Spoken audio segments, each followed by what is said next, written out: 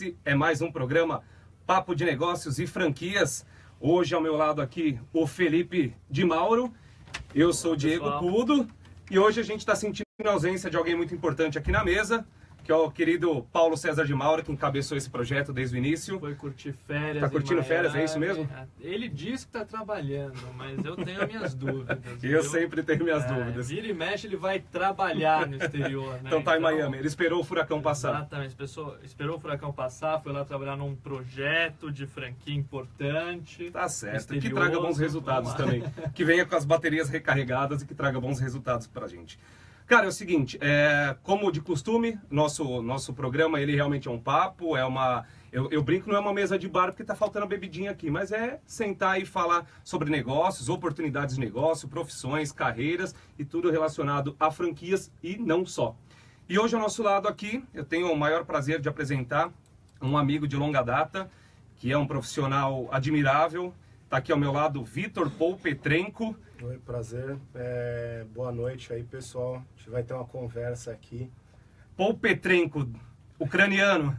É ucraniano, exatamente. Da mesma forma como tinha o jogador lá, Shevchenko, atacante, lá na época da Copa. Mas você manda bem que nem ele ou não? Pessoas que... Não.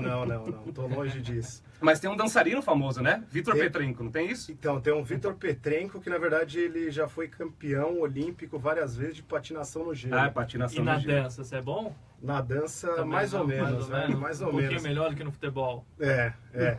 Mas sabe que, eu até morei um tempo fora no Canadá e o pessoal lá conhecia esse patinador no gelo, né?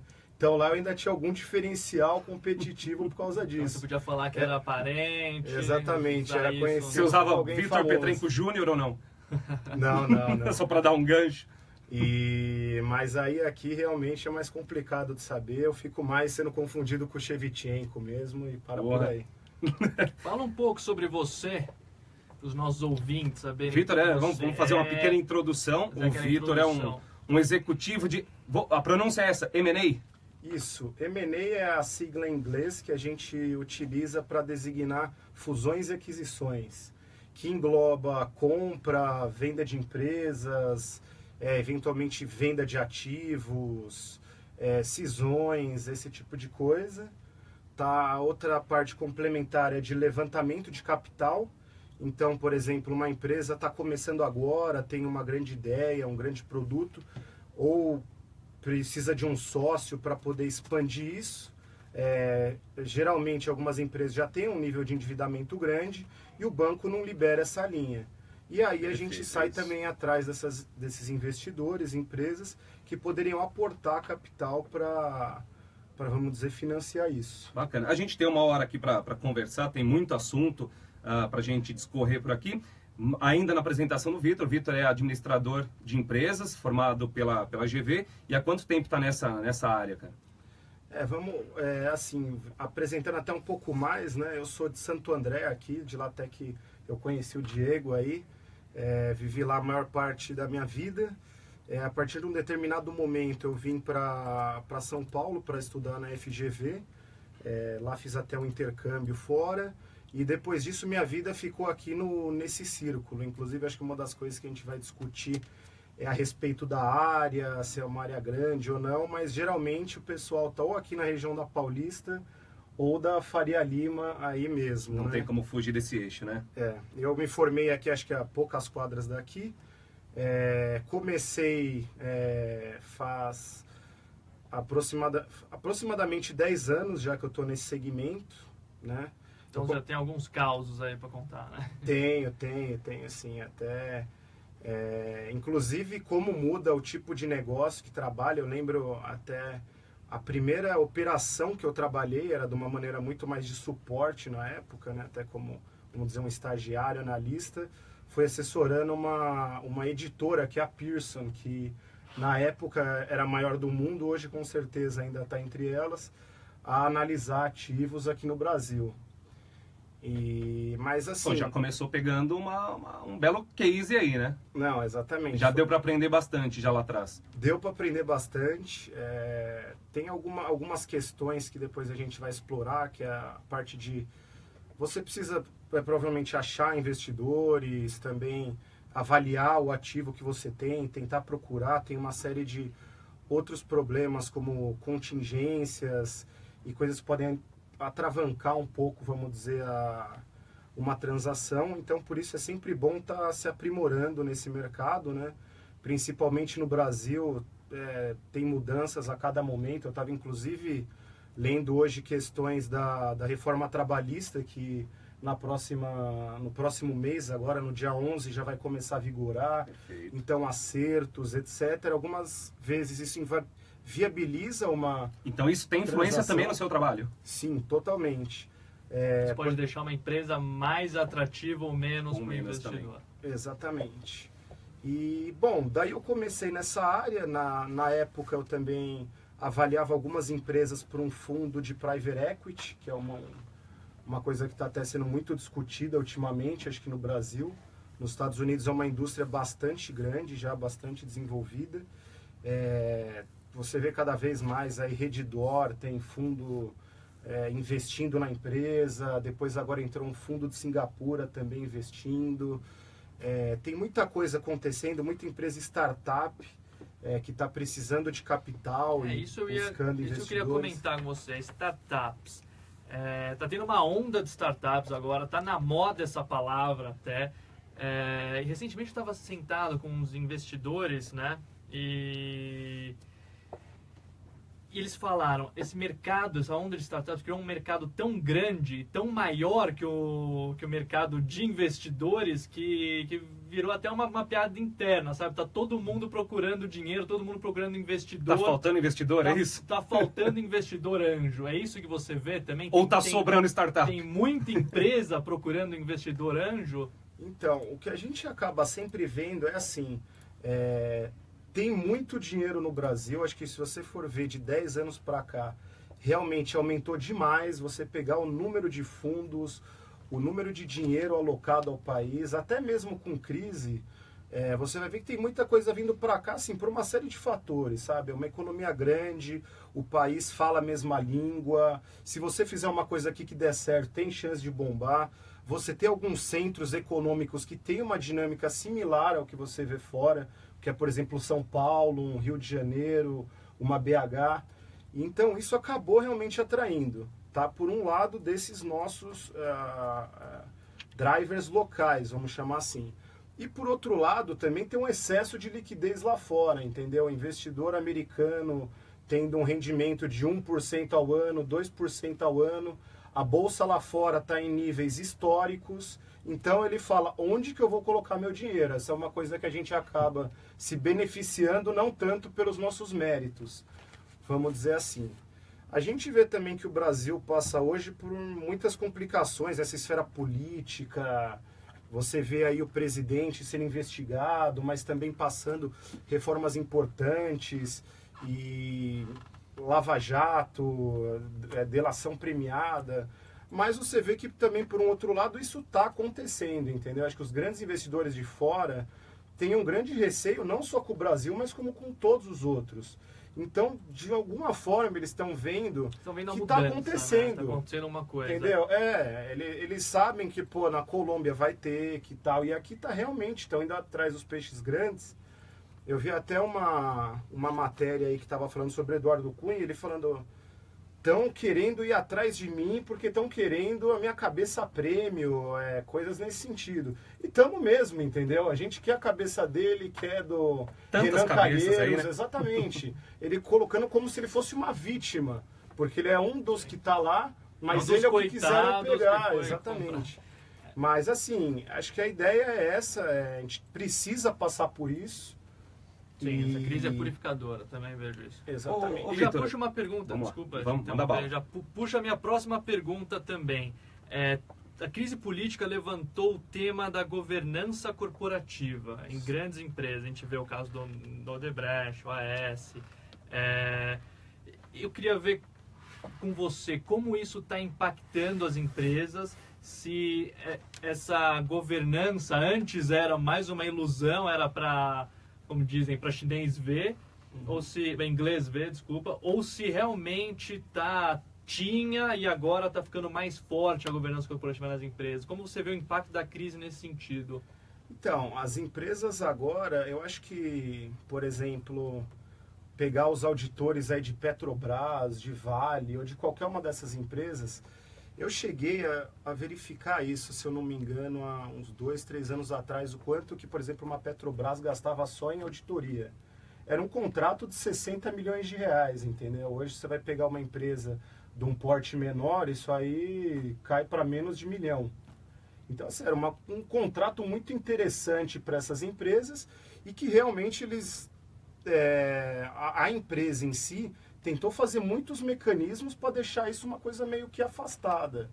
Então, acho que não é nem tanto uma negligência, vamos dizer, das auditorias, elas queriam realmente ter esses contratos que eram grandes, mas também começaram a desviar muito essas questões de deixar as coisas mais claras e participar algumas pessoas, envolver uma série de agentes, que acabou complicando. Mas com certeza, qualquer empresa hoje em dia, antes de pegar um contrato, acho que da mesma forma como a gente espera que aconteça com os políticos, que pense 2 vezes no que ele pode estar se metendo, como ele vai poder responder por causa disso. Então, trazendo para a sua atuação esse novo momento de cuidados que as empresas começam a ter por tudo que está acontecendo, tudo que a gente está vendo, isso também reflete de forma benéfica para a sua atuação. Sim, exatamente. Acho que dos pontos bem importantes que tem, acho que dessa parte de governança, é o que até dá para fazer um gancho para a parte de investidor anjo e, vamos dizer, o que eu classificaria de uma empresa listada em bolsa, vai?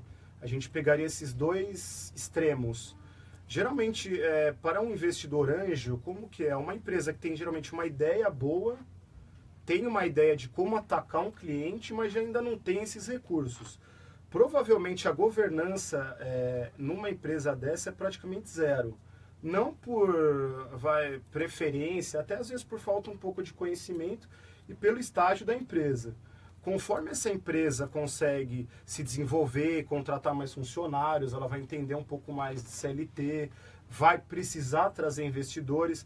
Com a atração de investidores, vai precisar criar conselhos, discutir as ideias, ver o futuro. Aí dá essa ideia mais de governança corporativa. Uma coisa vai puxando a outra, traz auditoria. Exatamente. Com o passar do tempo é o que eu estou falando. Por exemplo, se você for contratar uma auditoria aí, eu falei até 400 você consegue por menos, mas uns 300 mil. Imagina para uma empresa que é startup, pagar 300 mil por ano, realmente é complicado. Esse é o dinheiro muitas vezes de um investimento estrondoso para que faça a coisa alavancar de fato. Né? Exatamente.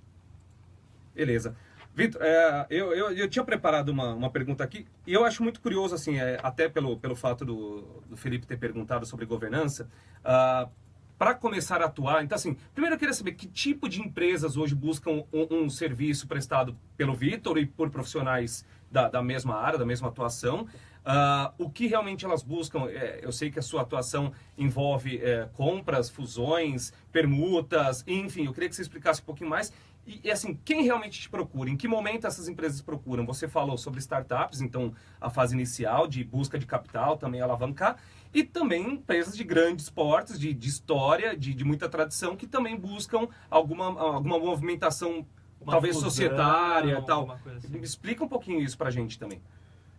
Eu acho que assim, o que geralmente motiva, os nossos clientes são geralmente os acionistas, ou seja, os donos das empresas, pode ser tanto sócio fundador como alguma pessoa nesse sentido, ou talvez, vamos dizer, o presidente de uma empresa que foi mandatado pelos acionistas, porque eu vou explicar um pouco do escopo do trabalho. Então a gente pode chamar assim, uma elite intelectual da empresa, geralmente, que nos contrata.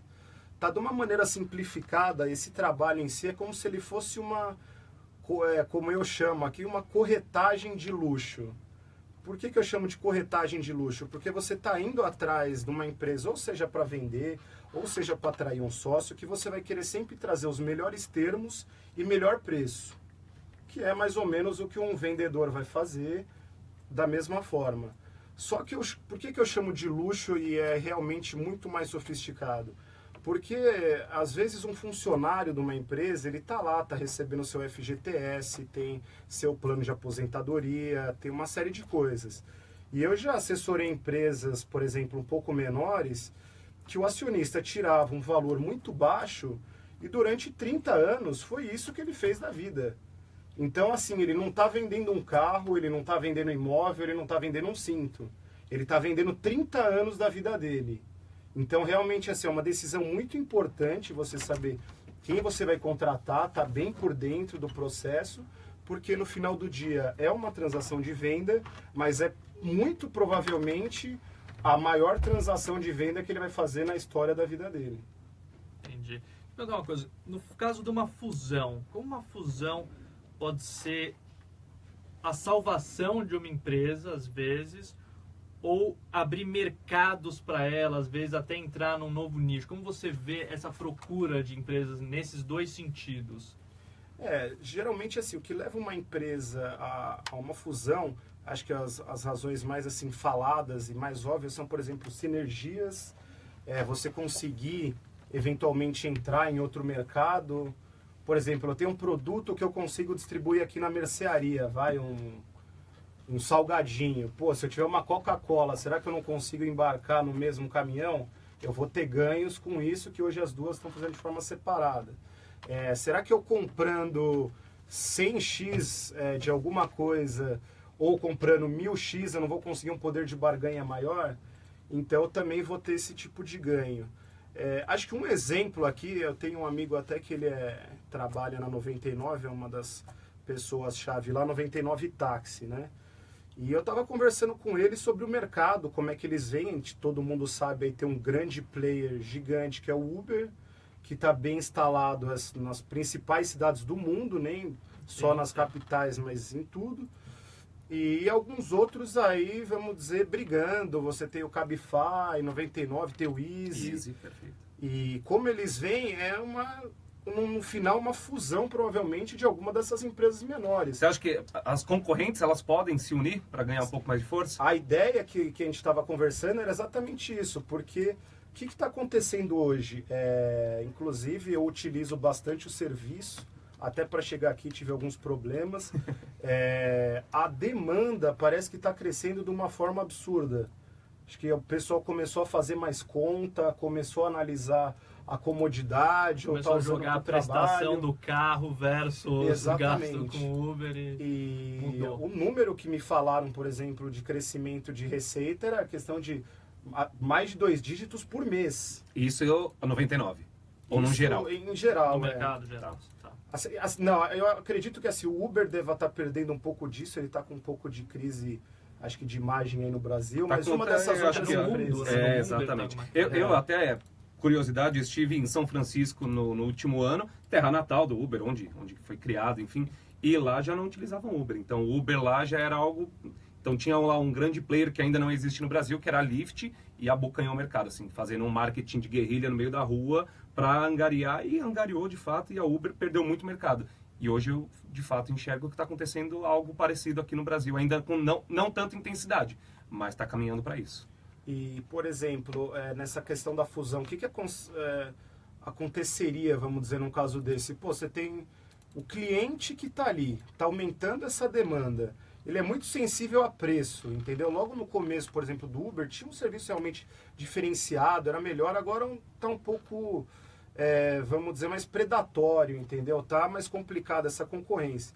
Hoje você acorda de manhã, quem te enviou o voucher, você vai lá e digita. Quem não enviou, você não digita. Eles não querem perder mercado. Então eles estão querendo comprar esse market. Para que comprar market um do outro? Talvez não fosse mais fácil juntar e daí já ser a plataforma daí para frente. Exatamente. Entendeu? Essa é um exemplo aqui clássico, não sei da cultura das empresas, se funciona ou não, mas que tem uma sinergia. Mas acontece isso então?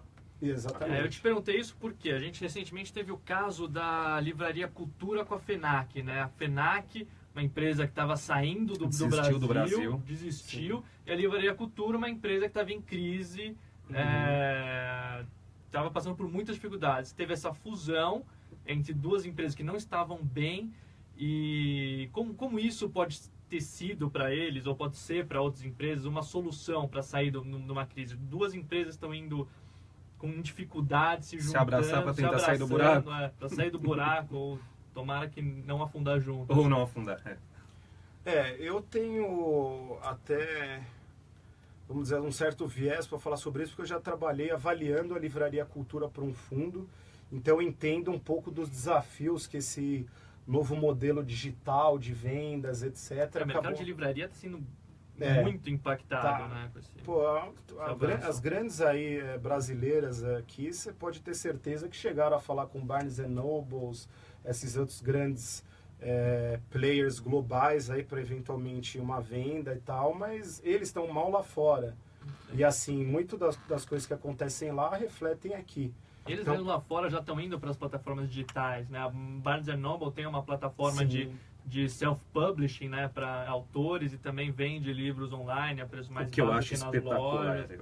A Amazon faz isso. A Amazon está vendendo tudo hoje em dia. Exatamente. Aqui começou com livros, então já começou impactando o mercado de livrarias. Por exemplo, até um dado bem interessante aí, você comentou da Amazon. Eu estava, agora um mês atrás, eu estava nos Estados Unidos, estava numa loja da Whole Foods, que é uma empresa de produtos frescos, saudáveis, orgânicos, etc. Né? Orgânicos, exatamente. Eles foram comprados pela Amazon, né? E é aí que você vê um dos racionais que pode motivar uma transação.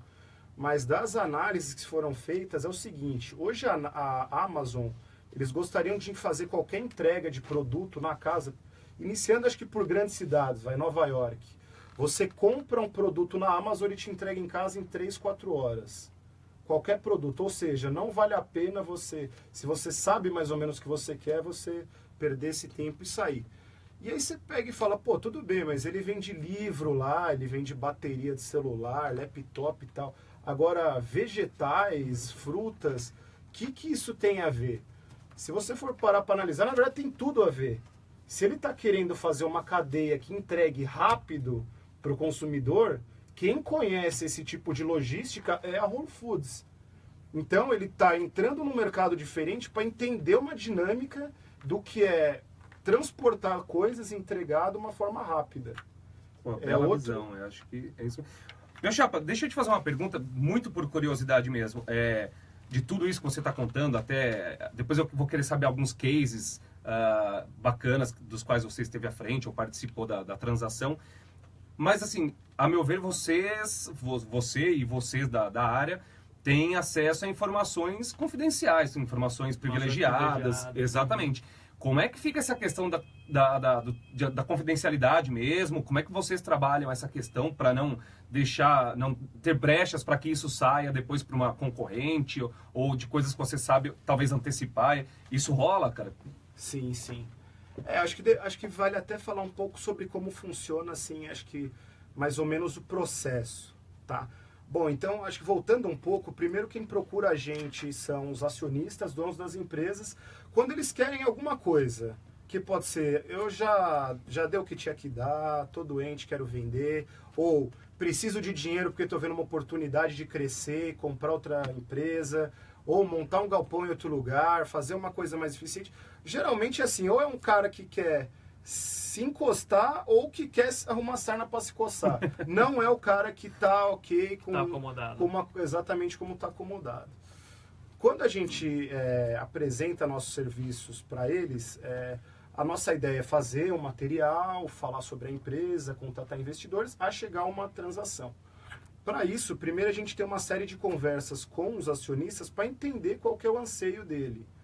Muitas vezes ele pensa que quer uma coisa, mas quando você começa a fazer algumas perguntas, aí como vai ser quando você estiver com um sócio? O que você acha de ter reunião todo mês para apresentar os números e só que tiver ruim você ter que se justificar, etc. Você vai entendendo você como que é a cabeça... o caminho dele, no fundo, o ideal seria outro. Então, e se a gente tentar isso aqui, aí você molda. Obviamente, quando a gente está trabalhando, é um mercado competitivo, provavelmente ele vai estar não só falando conosco, mas com outras empresas aí do setor. E aí, é que ele tiver, por exemplo, mais empatia, como eu disse também, tem uma questão de confiança grande, é a transação da vida dele. Então ele vai ver tanto da sua formação acadêmica, como experiência, como o nível de confiança, proximidade de você. E daí ele contrata. No contrato já tem uma cláusula, deve ser um contrato aí de umas 10 cláusulas que definem escopo do trabalho, para ficar tudo detalhado, também parte de remuneração, e uma delas, que é uma muito importante, é de confidencialidade. Então, durante todo o período do trabalho, todas as informações que são discutidas ficam por ali, tá?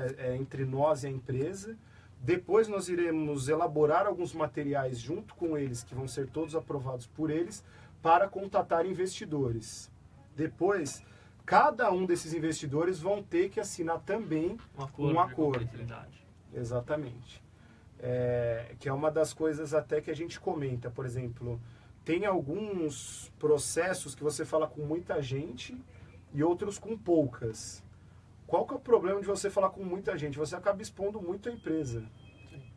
Aparenta um certo desespero? Então, não sei se aparenta tanto um certo desespero pela questão da confidencialidade. Isso acaba protegendo um pouco.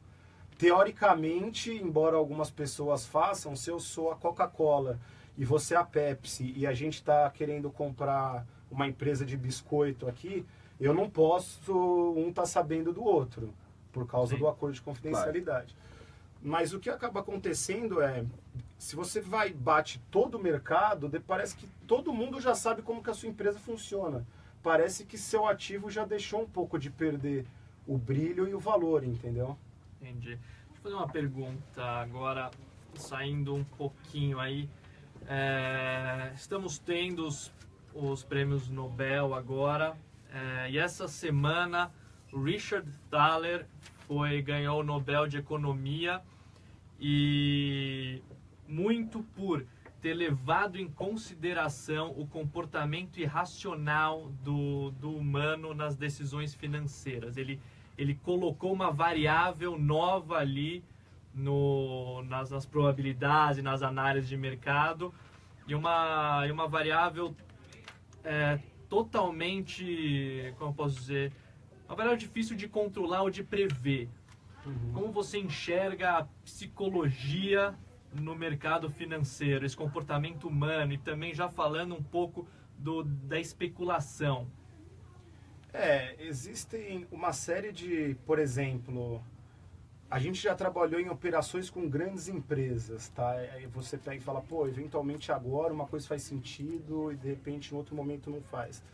Era uma das grandes farmacêuticas do mundo, que estava olhando, uma das 5 maiores. A gente assessorava uma empresa de produtos saudáveis e outras coisas, e eles queriam uma transação. Na época a empresa estava muito desorganizada. Eu acho que essa é uma outra coisa importante que a gente tem principalmente no Brasil que trabalhar. Que assim, tem empresas que são boas, mas são invendáveis. Tem muito PJ, problema ambiental, passivo de uma série de Vocês coisas. ajudam na consultoria para reorganizar a empresa antes de ser vendável, digamos assim? Sim. Geralmente a gente tenta assessorar mais numa coisa transacional, mas quando a gente identifica isso, a gente tenta fazer esse trabalho. Mas voltando aqui à questão da empresa, né, dessa questão de mudança de comportamento, a empresa fez uma oferta, vamos dizer, de X, e que já era relativamente alta, dado que a empresa não estava gerando resultado, tinha uma série de problemas. O dono parou para pensar por um tempo e falou, minha empresa tem problema que eu não sei do quanto é. Essa é uma parte importante de você estar preparado, porque não adianta você querer uma proposta de alguém se você não sabe o que cobre. Não sabe nem o que está acontecendo na própria empresa, né? Não adianta você receber uma proposta de 200 se você não sabe que você está devendo 250. Esse que é um trabalho que precisa ser feito. E em muitos momentos, mesmo sabendo, não sabe como resolver. Exatamente. Daí eles receberam uma proposta, vamos dizer, de X, passou um período, ele falou, acho que isso aqui não sei se vai dar, também, eu criei minha empresa, tem muito disso, criei minha empresa há 30 anos, peguei taxa de juros de não sei o que lá, peguei golpe disso, aquilo. O empresário no Brasil, ele é muito mais apegado ao negócio do que fora, até porque só com a taxa de juros que tem aqui, ele sabia que ele poderia ter deixado isso render, ele colocou num negócio e já deixei ele meio... E aí a empresa foi lá, era uma empresa muito grande, realmente para eles não ia fazer diferença, falou, então tô 2x. Ele acabou meio tentado, ficou pensando, mas como não sabia dos problemas da empresa, a empresa não estava indo por um momento ruim, estava indo relativamente bem, ele acabou desistindo. Fechou nem pelos 2x. Não fechou pelos 2x. Passou cerca de 2, 3 anos, ele quis voltar um processo para dessa vez trazer um sócio, tá? Da outra vez era uma empresa grande, que a gente chama de estratégico. Estratégico é quando uma Coca compra uma Pepsi. Elas são do mesmo segmento, uma entende muito do que a outra faz, já tem, pô, eu vou ter um CD aqui, já é uma pessoa que já entende da outra, trabalham mais ou menos no mesmo segmento. Eles resolveram trazer um investidor, que era para trazer dinheiro, e eles contribuírem com toda a expansão. Nesse processo, eles pegaram e falaram, pô, será que não vale a pena voltar lá no cara e... Vai saber, né, o que o cara coloca aí de proposta, né? Ele falou, não, tudo bem. Ele falou, porque a gente já tinha mais ou menos que mapeado os financeiros. Um investidor financeiro, como ele quer aplicar, fazer esse dinheiro render, que vai ter um grande risco, vamos dizer assim, ele vai ter que estar confiando no gestor, etc., ele também quer um retorno alto. Então, ele vai avaliar a empresa num valor mais baixo. E aí, quando eles receberam as propostas, eles falaram, pô, acho que eu vou bater no outro cara lá para decidir se é melhor eu receber esse dinheiro e ter que ficar trabalhando 5 anos, ou receber um cheque bem maior e já ir para Miami, aí, ficar lá com o colega de vocês, tal, trabalhando. Tá certo. Exatamente. Aí, quando a gente voltou, a empresa tinha mudado completamente de diretriz. Falou, não, esse segmento aqui, a gente discutiu que não é mais core, Brasil tá não sei o que lá e tchau. E assim, a empresa estava pagando 2x há 3 anos atrás, entendeu? E agora não queria mais não nada. Não teve conversa. Exatamente. Do mesmo jeito que eu já trabalhei com... E essa empresa, só para finalizar, agora eu também fiquei meio cismado. Essa empresa não conseguiu nenhum outro investidor. Não foi para frente. Não foi pra frente. Conseguiu nem propostas... Nem o sócio, nem um não, sócio não, investiu eles até que tinham dinheiro, eles queriam fazer uma transação um pouco maior. Geralmente acontece muito disso. Quando você vê, acho que isso é uma coisa importante salientar.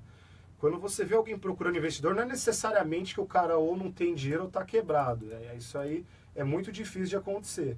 É quando ele vai precisar fazer uma aposta maior, sendo que ele já trabalhou 30 anos para chegar ali, e ele não quer que aquilo comprometa o futuro dele, o patrimônio, vamos dizer, dessa forma, entendeu? Entendi. Perfeito.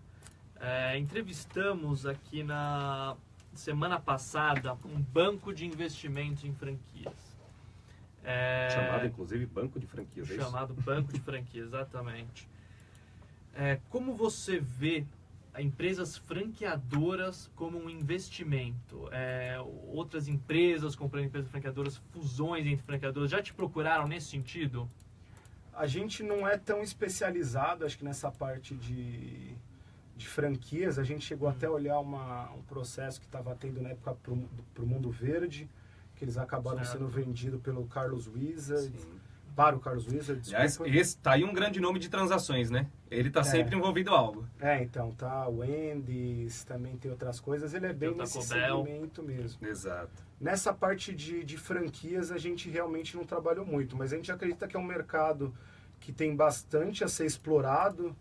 Eu posso te dizer uma coisa, eu acabei vendo algumas no segmento de alimentos e bebidas, porque eu trabalhei em uma empresa que fazia software para bares e restaurantes, fazia um software do Bar Brahma, inclusive o acionista que vendeu é próximo meu, e acabei contatando uma série de lugares, que essa é uma das coisas que eu também gostaria de lembrar aqui. Depois que o investidor faz proposta, realmente tem um interesse, vamos para frente, ele não fala, beleza, tá aqui o dinheiro e vamos para cá. Ele fala, peraí, deixa eu conversar com o seu cliente, deixa eu ver se ele acha que você é legal mesmo ou se ele quer já cancelar seu contrato amanhã porque ele já está de saco cheio. E aí a gente começou a fazer ligações para as empresas da quais eram clientes dele. Por exemplo, o Bar Brahma acho que não foi o caso na época, mas tinha empresa de doces, chocolates, várias outras franqueadas que a gente ligava. O nível de mortalidade dessas empresas era realmente assustador. Das franquias ou das franqueadoras? Não, das empresas desse segmento e das franquias, e algumas eram franquias. Desse segmento em geral. Desse segmento em geral, e assim, muitas delas eram franquias. Que você via que assim, não acertavam lugar, não faziam algumas coisas direito. Então, o que eu vejo desse ponto de franquia, você tem que estar muito bem amparado, entendeu? Antes de tomar uma decisão. Acho que como é que chamava? Outra lá, água de cheiro, tinha uma em cada esquina. Já foi, né? Entendeu? Não dá, você precisa ter um aparato grande, forte, estudar a demanda, saber que tem uma distância entre uma coisa e outra, quem que é o público que absorve aquilo, Porque senão você faz uma ideia, acho que até pouco tempo atrás, se eu não me engano, você não precisava nem ter um histórico tão, vamos dizer, resiliente, tão provado de que o negócio dava certo para poder sair abrindo franquias. Sim. Hoje acredito que você precisa ter um período de tempo mostrando validação. resultado, crescimento, qual que é a maturação das lojas. Então acredito que agora é um mercado que vai se expandir muito, né? Precisar ainda não precisa. Ainda não, eu Mas pensava querem, que já. mas estão tentando engatar assim, uma lei que assim, ter pelo menos 2 precisa, anos. mas isso não tá no papel. A gente sabe que precisa Exatamente. muito, né? A gente que tá no meio, a Talvez gente sabe precise que... para você vender para alguém mais fácil, mas infelizmente Mas às o que vezes a gente você sempre... pega uma pessoa no desespero. É pô, isso, esse é isso. cara Você acaba com o sonho de uma pessoa. Acabam todas as economias. Recentemente, eu li na Exame, se eu não me engano, na última semana, aquela rede, se eu não me engano, é norte-americana, Carl's Jr., Carl's Jr. que está no aeroporto de Guarulhos, e hoje só está no aeroporto de Guarulhos. E na entrevista que eu li, eles deixam muito claro que quem fazia parte, quem tentou trazer a marca para cá, trouxe, mas não conseguiu expandir, foi o grupo IMC. E hoje o presidente da rede global deixou muito claro que o grupo IMC pisou na bola. Então, assim, deixaram nas mãos deles desde 2012 para expandir pelo Brasil e acabou não expandindo. E hoje o presidente vem, dá a cara a tapa e fala assim, erramos na escolha do parceiro. Para mim ficou muito claro que ele não disse com essas palavras, mas deixou muito claro que foi isso. E agora contratou um outro grupo, voltaram para o franchise, que é o Bittencourt, que a gente conhece, para fazer essa expansão. Como é que... O que você enxerga que pode ter acontecido? Eu sei que você não trabalha exatamente no franchise, o Fê pode ajudar nessa questão, porque trabalha diretamente com isso. Como E aí, o que rolou? Depois que errou, e agora, O que rolou? Primeiro, como fica a imagem da IMC? Uma declaração dessa. Opa, passei 5 anos tentando expandir, não consegui. Tiveram mais 2 lojas que sucumbiram, só manteve no aeroporto e agora eles querem abrir em shopping centers, em lojas de rua e tudo mais, que é uma coisa que a IMC bateu na tecla que não valeria a pena. Então eu queria entender aí o que pode ter acontecido e como é que fica daqui em diante. Qual o desafio da Bittencourt agora, cara? Bom, acho que, cara, para uma franquia começar, ela tem que ter seus pontos de sucesso. Então, não adianta você ter um negócio, uma ideia, uma marca boa se você não provou que aquilo dá dinheiro no país onde você está atuando. Então, com uma loja lá no aeroporto de Guarulhos, e eu já comi lá na casa. Eles têm 2, inclusive, né? 2 no mesmo aeroporto. Tem 2 lá, eu só conhecia uma. Agora eu descobri que tem 2. Mas... você via ali que a operação era simples, provavelmente alguém que se interessasse na franquia ia pedir os números. Quando a franquia não cresce, você já imagina que os números não estão legais. Alguma coisa Então, tá estranha lá dentro. A maior prova de uma franquia ser bem sucedida é se o próprio franqueador conseguiu montar mais de uma unidade com o faturamento das outras. Se ele mesmo não conseguiu, como ele vai garantir o seu lucro? Você entendeu? E isso já é uma barreira para Carl's Jr. O que o novo parceiro vai ter que fazer é isso, montar várias lojas e fazer elas serem bem sucedidas. A gente vê o caso do Taco Bell, por exemplo, com o Carlos Wizard. Ele se comprometeu em montar as primeiras, se não me engano, as primeiras 50. Uma coisa assim. Que é um número... É um número expressivo. Poucas franquias baita chegam a 50 unidades, né? Exatamente, Poucas franqueadoras. Mas isso passa uma segurança para o investidor, entendeu? Você vê ali, o cara tá investindo, tá montando negócios com o próprio dinheiro, as franquias, ele não montou tudo de uma vez, então você vê que uma tá ajudando a financiar a outra e criando uma estrutura sólida e fortalecendo a marca. A Carl's Jr. chega com uma marca desconhecida aqui no Brasil. Quem vai para o exterior conhece, mas eu tenho que admitir que eu mesmo ia para o exterior e não conhecia. E nunca comeu lá. Então, não é, sabe, precisa de um trabalho de branding ainda aqui. Com certeza, com certeza. Então, para mim, são esses fatores. São os mesmos fatores, são fatores parecidos que impactaram também a Red Lobster aqui. Sim, sim. Que veio, Inclusive, posso saiu. estar errado, se eu não me engano, o grupo IMC também acho que é do grupo tem a Viena, a Red Lobster, acho que faz toda a parte ali. Faz toda essa parte. Acho que tá o tudo grupo, ali no... Bom, eu também não tô lá dentro para falar. Claro. Né? Então, o que eu posso avaliar é eles não conseguiram replicar bem o modelo Red Lobster, não conseguiram, muito pela cadeia de distribuição aqui no Brasil, não conseguiram replicar a qualidade lá de fora.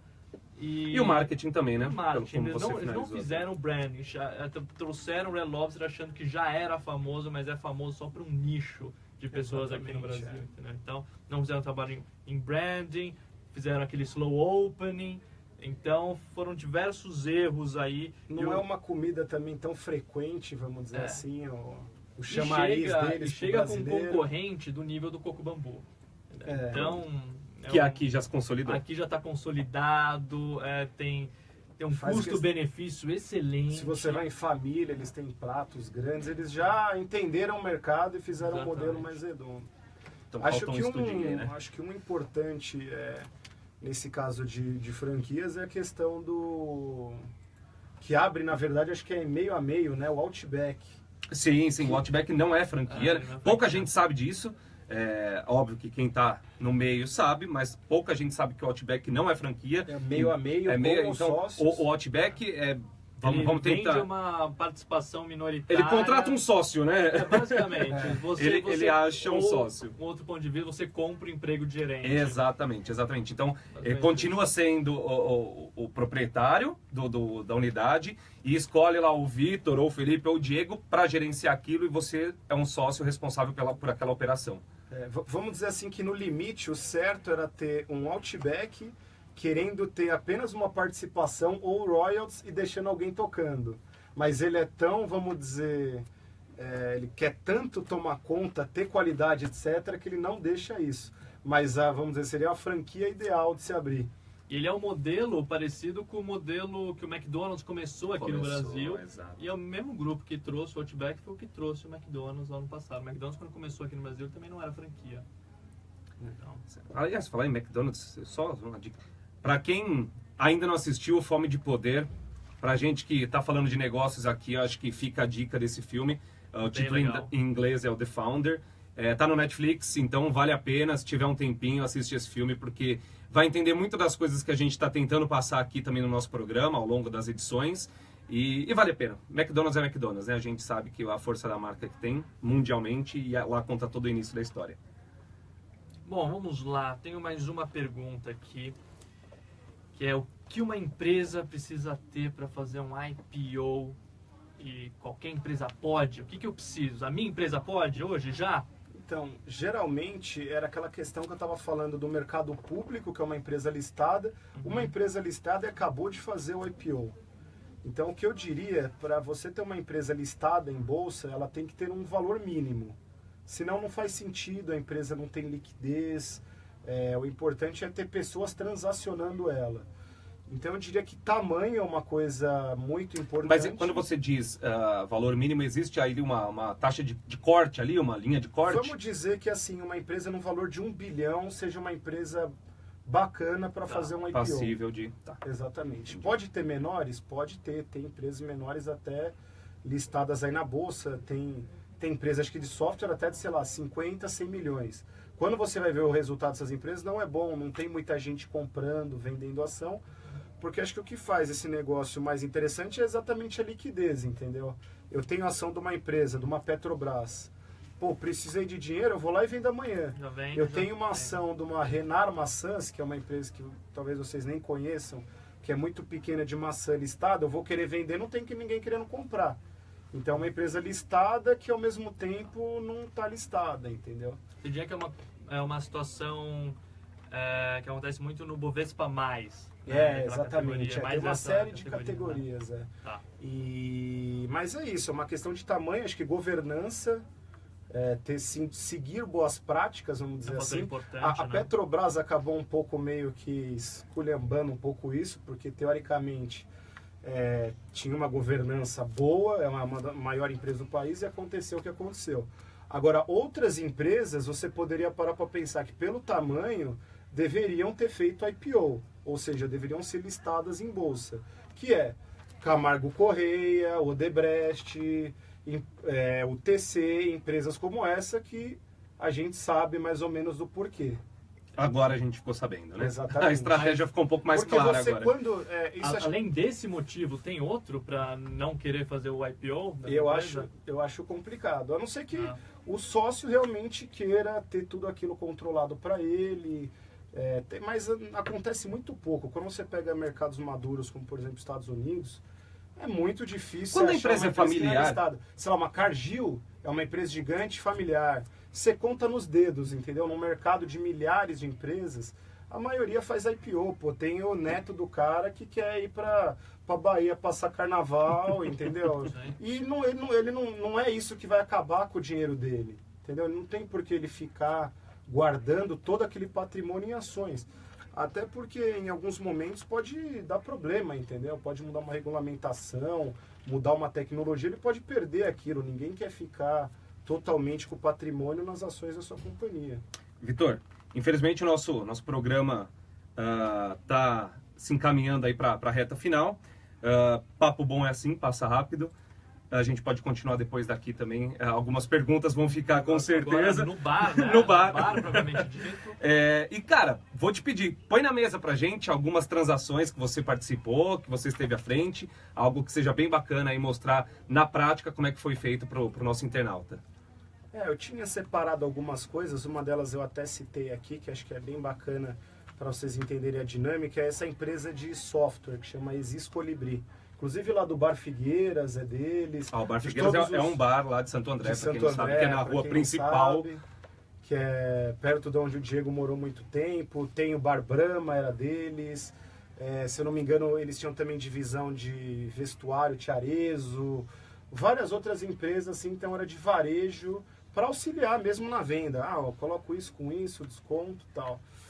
Eles contrataram a gente em 2008. Tá? E a ideia era vender a empresa, que era o cara trabalhou lá a vida inteira, tirou um dividendo para ele mensal que era abaixo do que um salário de um executivo como ele. Então, assim, tudo que ele tinha estava na empresa. Ele falou, bom... Muito esforço, pouco resultado? Muito esforço, tudo reinvestido na empresa, ele tinha uma empresa bacana, mas não tinha visto a cor do dinheiro. Se a empresa quebrasse amanhã, ele não tinha aposentadoria. Exagerando, mas vamos dizer assim. E aí ele falou, quero sair. Isso foi 2008, tava meio que ainda no começo do trabalho. 2008, em setembro, né, dia 15 de setembro, quebrou os bancos lá nos Estados Unidos, Lehman Brothers, veio uma crise absurda, ninguém sabia o que estava acontecendo, poucos interessados na empresa, resolvemos parar o processo.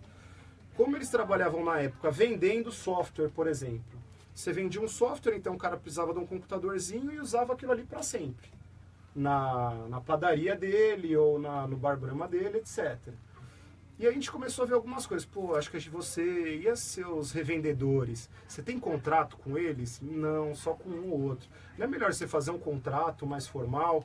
E ao invés de você vender, por exemplo, esse software, não é melhor você criar uma maneira de cobrar um aluguel mensal, possibilitando upgrades, vamos dizer assim, melhorias no sistema, conforme ele vai pagando, ou seja, transformar uma receita fixa numa recorrente.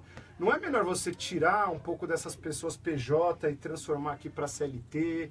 Não é melhor você enxugar um pouco essa... Então, assim, durante um período de 4 anos, a gente foi trabalhando com a empresa de uma maneira não tão próxima, mas a gente sabe o que um comprador quer. Ele quer uma coisa já arrumada. Durante 4 anos? Durante 4 anos. 4 Na verdade, anos 3. Tá bonitinho ali. Pra ir conversando, esperando, vamos ver o mercado voltar. E não rola uma ansiedade por parte da empresa? Rola, mas assim, ele gosta do negócio, ele tá lá, ele fundou há 30, 40 anos, sempre teve lá, ele falou, não vou vender por nada também. Então, vocês estão falando que realmente tem isso. Eles viram que tinha uma série de coisas que eles poderiam fazer para mudar, que às vezes nem é tão custosa, que nem dá tanto trabalho, mas que ajudaria. E aí depois, em 2012, a gente voltou ao processo, aí já numa outra circunstância. Uma empresa de fora gigantesca, chama NCR, eles fizeram a maioria dos ATMs do Bradesco aqui no Brasil, que são os caixas eletrônicos. Na Disney, por exemplo, todas as maquininhas quando você vai comprar hambúrguer são deles, e o software também. Ou seja, uma empresa gigante de 150 anos resolveu que queria entrar aqui. Uma empresa que não estava no radar há 4 anos atrás. E a gente começou a conversar com eles, começou a conversar com outras empresas, aí tem Lynx, TOTUS, todas essas software. E aí fomos lá, recebemos algumas propostas, a empresa não era grande, tamanho é uma coisa que acaba atraindo mais interessados. Tamanho é documento. Porque exatamente isso, porque o trabalho vai ser o mesmo. Então, já que eu tenho dinheiro para gastar, para que eu vou gastar em pouco se eu posso comprar coisa maior? E daí ele recebeu uma proposta dessa empresa, geralmente eles fazem a proposta sujeita a alguma coisa, e aí eles ajustam o preço para baixo. No caso deles, eles fizeram a proposta, fizeram a diligência, analisaram todos os aspectos e aumentaram a proposta. E no final acabaram vendendo por 3 vezes, mais de 3 vezes o que eles pretendiam inicialmente e mais do que 2,5 vezes o que o segundo colocado colocou. Afinal Então, das contas, foi acho que uma todo mundo transação. saiu sorrindo daí, A né? gente Não ganhava um acredito. percentual em cima do que ele queria ganhar no começo versus o que ele ganhou. Então todo mundo saiu feliz, Ou entendeu? seja, você tá aqui de hobby, né? Agora. É isso. Podia estar em Miami. Não, voltou recentemente numa viagem longa, passou para os Estados Unidos Aqui e por Europa. hobby só. Vitor, de verdade agradeço imensamente por ter aceitado o nosso convite. As portas estão abertas para uma segunda oportunidade para a gente continuar esse papo e falar sobre Agora outros que eu queria assuntos entrar também. em Bitcoin aí, mas tudo bem, vamos Agora infelizmente a gente só tem 1 horinha, a gente está encerrando. Mais uma vez, obrigado a você que esteve assistindo via live do Facebook, que esteve com a gente na estaçãoi.com.br. Felipão, mais uma vez, prazer estar do seu lado aqui apresentando. Obrigado, boa noite a todos. Valeu, até a próxima. Um abraço, hein, Paulo? Volta logo. Obrigado aí, boa noite a todos. Queria agradecer aqui a oportunidade. Querendo falar sobre outros assuntos, eventualmente evoluindo, private equity, qualquer outra coisa, avaliação de empresas, estou à disposição. E ainda bem que quando começaram a falar de Bitcoin acabou aqui, porque quanto mais eu leio disso, menos eu entendo. Obrigado, boa noite.